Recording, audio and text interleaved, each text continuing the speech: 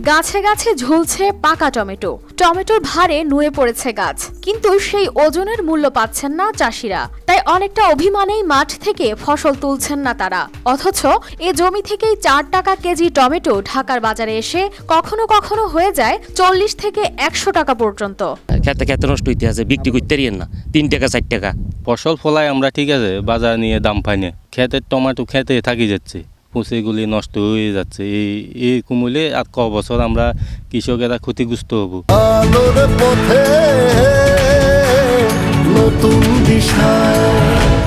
গেল বছর একই জমিতে 20 থেকে 25 টাকা কেজি দরে টমেটো বিক্রি করেছেন চাষিরা। এতে মন প্রতি 1000 টাকা আসলেও এবার 1 মন টমেটোর জন্য চাষি দাম পাচ্ছেন 150 থেকে 160 টাকা, যা দিয়ে শ্রমিকদের মজুরি ও বাজারে নেওয়ার পরিবহন খরচও উঠছে না।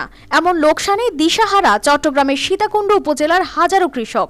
কিস্তি দাঁড় কর্য করি, বিভিন্ন কাছ থেকে টাকাগুলো সংগ্রহ করি, আমরা এই ক্ষেত কামার করি, কিন্তু করতে সুন্দর লাগে, কিন্তু বিক্রির বেলা কিন্তু পোষায় আসে না, লেবার খরচ হয় না।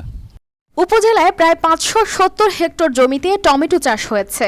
এতে লাভের আশায় বুক বেঁধেছিলেন 4500 কৃষক। হেক্টরের পর হেক্টর জমিতে নষ্ট হচ্ছে পাকা টমেটো। কৃষকরা যে আশানুরূপ দাম না পাওয়ার কারণে তারা এই টমেটো ক্ষেত থেকে তুলতেছে না, তার কারণেই ক্ষেতের মধ্যে এই টমেটোগুলো পুষতেছে। প্রক্রিয়াজাতকরণ বা সংরক্ষণের উপায় না থাকায় বিপাকে পড়েছেন এই অঞ্চলের টমেটো চাষিরা। টমেটোর ক্ষেত তো 1 মাসের ক্ষেত, তোমার ফাঁক ধরিবেও বেচা স্টার্ট শুরু করতে হবে। তাহলে টমেটো ফাঁকার সময় যদি ফসল না আর টমেটো বেচা যায় না, কারণ এখন জানে এই জিনিসটা, কারণ এখানে কোলেস্টোর নাই, আর কোলেস্টোরে যে আমরা লাগবো।